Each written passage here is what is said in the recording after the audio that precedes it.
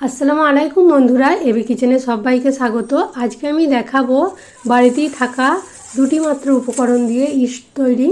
দোকান থেকে আর কিনে আনতে হবে না, কারণ দোকানের ইস্ট কিনে আনলে বেশি দিন থাকে না, ডেট এক্সপায়ার হয়ে যায়। আর বাড়িতেই যদি খুবই কম খরচে, মানে ধরতে গেলে কিছু খরচই হবে না, সেই এতেতে যদি আমি ইস্ট তৈরি করে রাখতে পারি, তাহলে নান, বনরুটি, আরও অনেক কিছু ইস্ট দিয়ে যেগুলো হয় সেগুলো তৈরি করা যাবে। তাহলে এখানে আমি গরম পানি নিয়েছি, আঙুল ডুবিয়ে রাখা যায় সেরকম হাফ কাপ গরম পানি নিয়েছি। এই যে আঙুলটা ডুবিয়ে 2 থেকে 3 সেকেন্ড, বেশিক্ষণ নয়, 2 থেকে 3 সেকেন্ড রাখা যাবে, সেই অবস্থায় সেরকম পানিটা নিতে হবে। এখানে হাফ কাপ পানি নিয়েছি আর তাতে আমি 2 চামচ চিনি দিয়েছি। 1 চামচ দিয়েছি, তারপরে আরও 1 চামচ দিয়েছিলাম, 2 চামচ চিনি দিয়েছি। আর চিনিটা খুব ভালোভাবে আস্তে আস্তে নেড়ে একদম গলিয়ে নিতে হবে, যেন চিনির দানাটা না থাকে। একদম স্বচ্ছ হয়ে পানিটা পুরো চিনির দানা একটুও নেই, এরকম গলিয়ে নিতে হবে। এবারে এখানে ময়দা দেবো, মাত্র 2টো উপকরণ, চিনি আর ময়দা। তাহলে বাড়িতেই খুব সহজে যদি এরকম ইস্ট তৈরি হয়ে যায়, তাহলে বাজার থেকে পয়সা দিয়ে কেনার তো দরকার নেই, আর যে কেউ বাড়িতে বানিয়ে নিতে পারবে। এখানে প্রথমে 2 চামচ ময়দা দিচ্ছি, তারপরে কিছুক্ষণ এটাকে একদম মিশিয়ে নেব।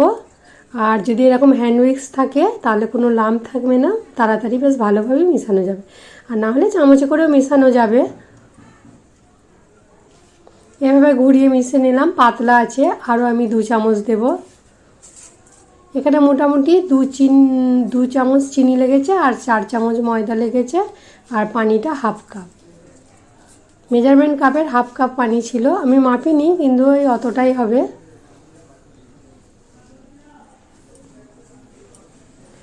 এইভাবে ভালো করে হ্যান্ড উইক্সে এইভাবে মিশিয়ে নিচ্ছি।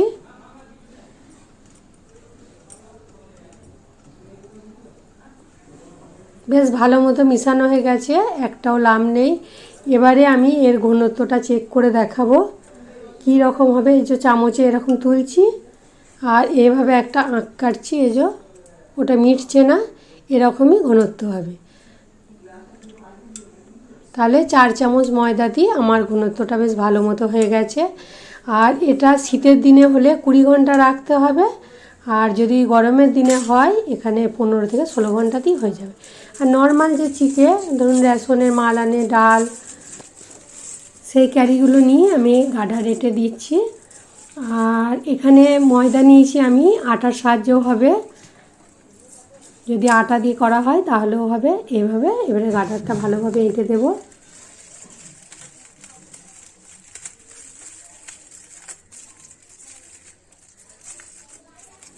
এভাবে এঁটে দিয়েছি।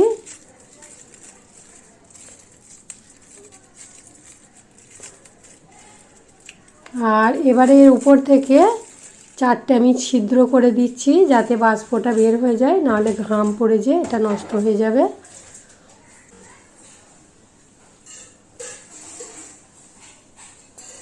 এইভাবে একটা কাঠির সাহায্যে, যে খিলাল কাঠি হয় সেটা আমি নিয়েছি, সেটার সঙ্গে এভাবে 4টে ছিদ্র করে দিচ্ছি।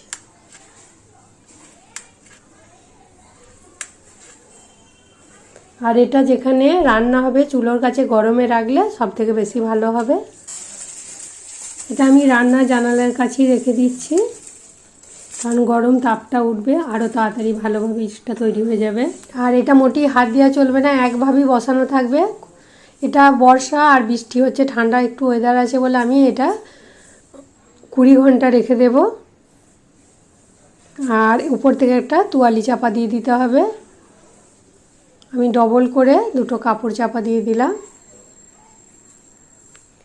এইভাবে একবার বানাবেন, দেখবেন একদম পারফেক্ট ইস্ট তৈরি হবে, আর বাড়িতেই খুব সহজে তাড়াতাড়ি তৈরি হয়ে যাবে ইস্ট আপনাদের। এভাবে 20 ঘন্টা রেখে দেব।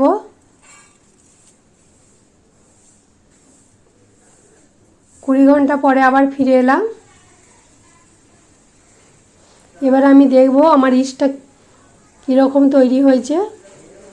চলুন বন্ধুরা, তাহলে আমি 20 ঘন্টা পর দেখি ইস্টটা আমার কীরকম তৈরি হলো।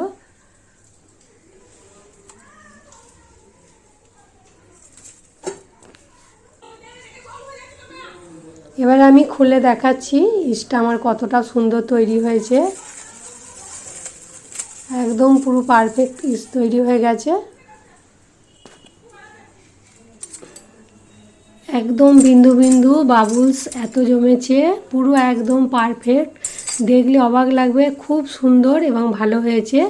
এটা আমি কিন্তু নর্মাল ফ্রিজে রেখে দিলে ধরুন 1 সপ্তাহের মতো ভালো থাকবে। তারপরে কোনো নান বা পাউরুটি করলে 1 ঘন্টা আগে বার করে নিয়ে সেটার সঙ্গে মিশিয়ে নিতে হবে। আর যদি এটা শুকানো হয়, এখন তো বর্ষার দিন, রোদ হয় না ভালো, আর যদি শুকানো হয় এটা 3 থেকে 4 দিন একটা প্লাস্টিকের মধ্যে আস্তে আস্তে এভাবে মেলে শুকিয়ে নিয়ে আর মিক্সিতে গুঁড়ো করে নিলে এটা খুব ভালোভাবে গুঁড়ো হয়ে একদম পুরো দোকানের মতো ইস্ট পাউডার তৈরি হয়ে যাবে। তাহলে বন্ধুরা দেখুন, যদি ভালো লেগে থাকে তাহলে অবশ্যই অবশ্যই আমার চ্যানেলটাকে সাবস্ক্রাইব করবেন আর ভিডিওতে লাইক কমেন্ট বেশি বেশি শেয়ার করবেন। আজকে এই পর্যন্ত, আবার অন্য রেসিপি নিয়ে হাজির হব। সবাই ভালো থাকবেন, সুস্থ থাকবেন, সাবধানে থাকবেন। আর এরপরে কে কী ভিডিও দেখতে চাইছেন সেটাও কমেন্ট করে জানাবেন।